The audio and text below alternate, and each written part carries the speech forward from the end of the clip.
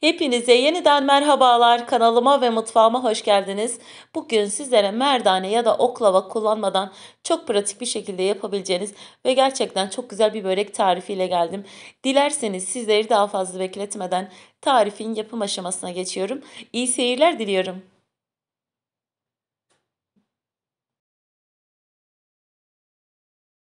Böreğin hamuru için yoğurma kasesinin içerisine 2 su bardağı ılık süt ekliyorum. Süt yerine su da kullanabilirsiniz. Daha sonra 1 yemek kaşığı şeker ve 1 paket instans mayayı da ekleyip şöyle maya eriyene kadar karıştırıyorum.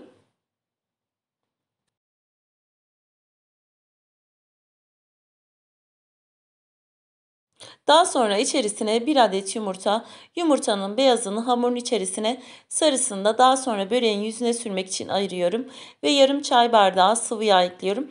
Tekrar karıştırdıktan sonra azar azar unu ilave etmeye başlıyorum. Unun yaklaşık yarısını ekledikten sonra 1 tatlı kaşığı tuz ekliyorum ve hamuru öncelikle kaşıkla biraz toparladıktan sonra elimle yoğurmaya devam ediyorum.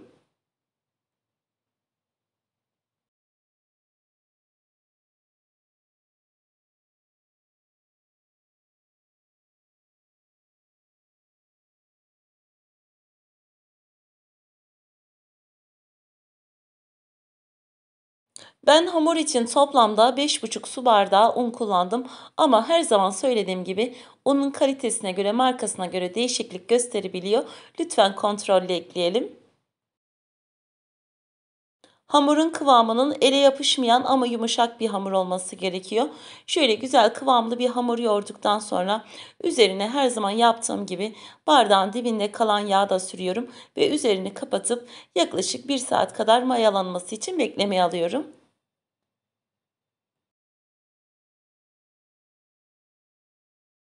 Hamur dinlenirken ben de bu arada böreğin iç harcını hazırlıyorum. Böreğin iç harcı için uygun bir tavanın içerisine 3 yemek kaşığı kadar sıvı yağ ve daha sonra 400 gram kıymayı ekleyip kavurmaya başlıyorum.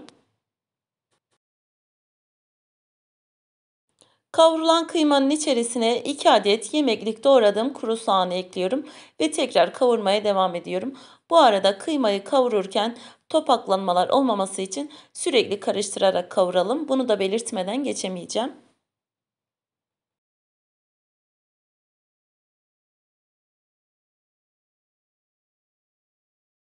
Kıyma ve soğan kavrulduktan sonra baharatlarını ekliyorum.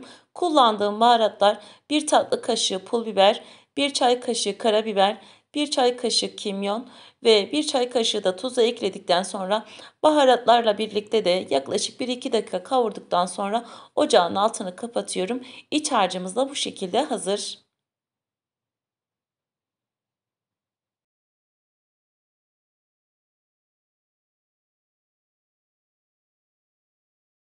Yaklaşık 1 saat kadar mayalandırdığım hamur istediğim kıvama gelmiş. Havasını aldıktan sonra unladığım masanın üzerine alıyorum.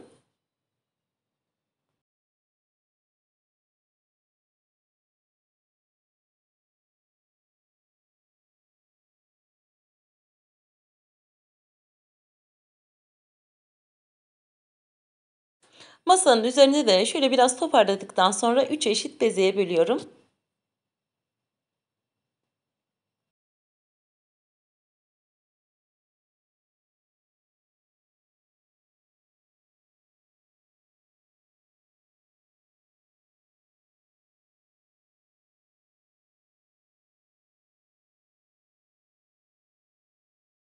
Üç eşit beze yaptığım hamurları erittiğim 100 gram tereyağının içerisine batırıp bir tepsinin içerisine alıyorum.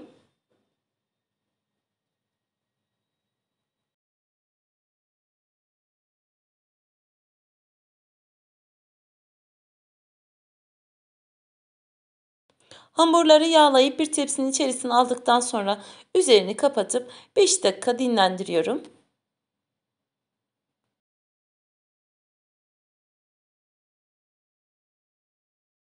Hamurlar dinlenirken ben de bu arada tepsinin altını yağlıyorum. Kullandığım tepsi ölçüsü 35 santim. Tepsinin altını tereyağıyla güzelce yağladıktan sonra altına biraz susam serpiyorum. Gerçekten susam çok lezzet veriyor ama tabii ki de isterseniz serpmeye de bilirsiniz.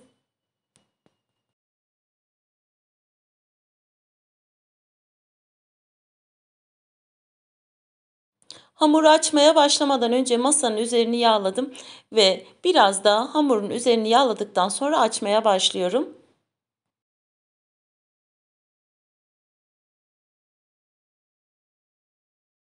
Hamuru açarken parmaklarımın ucuyla hafiften bastırarak ve ara ara ters düz ederek açıyorum.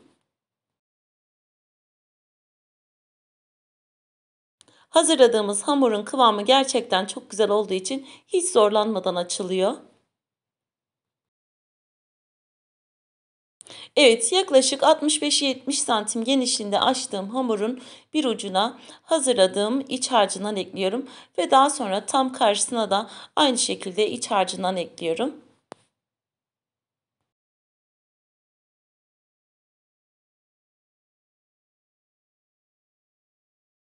İç harcını da ekledikten sonra bir kesici yardımı ile tam ortasından kesiyorum ve hamuru sarmaya başlıyorum.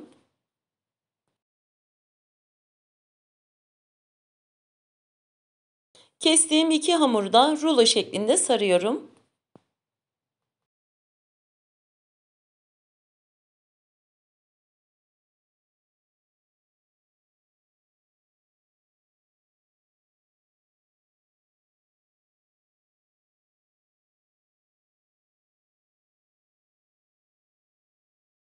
Rulo şeklinde sardığım hamurları kendi ekseninde kıvırarak tepsinin içerisine gül böreği şeklinde sarıyorum.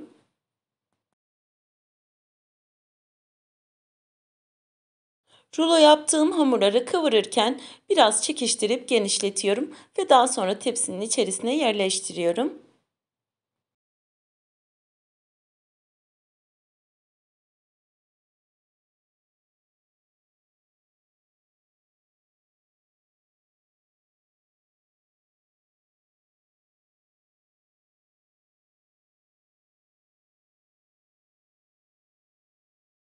Birinci hamuru açtıktan sonra diğer hamurları da aynı şekilde açıp tepsiye diziyorum.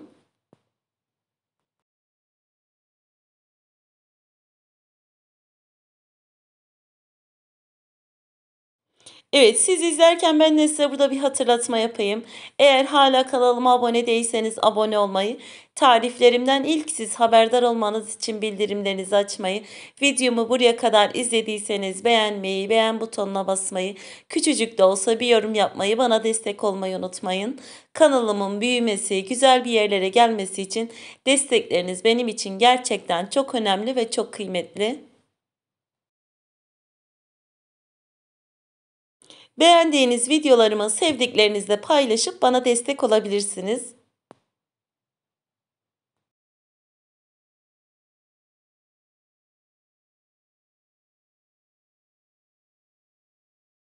Evet, gördüğünüz gibi böreğimizin yapımı gerçekten çok kolay. Sadece 3 beze ile tam bir tepsi börek çıkıyor. Bütün börekleri aynı şekilde hazırladıktan sonra tepsiye dizip üzerini kapatıp 15 dakika kadar tepsi mayası yapıyorum. Tepsi mayasının ardından ayırdığım yumurta sarısının içerisine kalan tereyağı da ekledim ve bir fırça yardımı ile böreğin her tarafına gelecek şekilde sürüyorum. Yumurta sarısını da ardından üzerine biraz susam serpip daha önceden ısıttığım 190 derecelik fırında kızarana kadar pişiriyorum.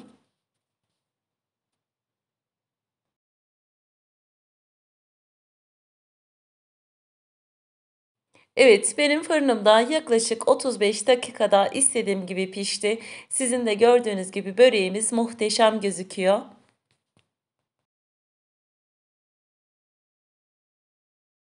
Evet, hem yapımı çok pratik ve gerçekten de çok lezzetli bir börek. Mutlaka ama mutlaka denemenizi tavsiye ederim.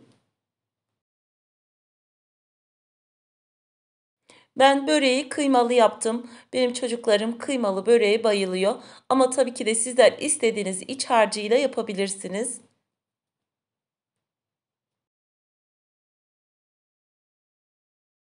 Videolarımda tarifleri elimden geldiği kadar detaylı bir şekilde anlatmaya çalışıyorum.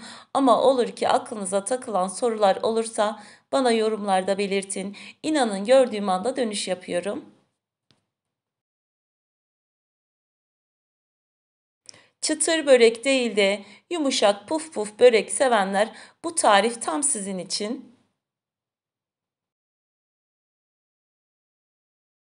Tariflerimde kullandığım malzemeleri açıklama kısmına ekliyorum. Oradan bakıp faydalanabilirsiniz.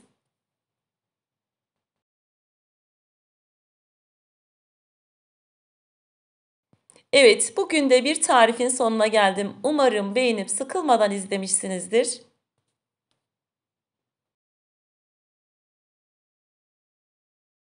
Yapıp deneyeceklere şimdiden afiyet olsun. Bugünlük de benden bu kadar. Yeni tariflerde, yeni videolarda görüşmek üzere. Hepiniz Allah'a emanet olun. Hoşça kalın.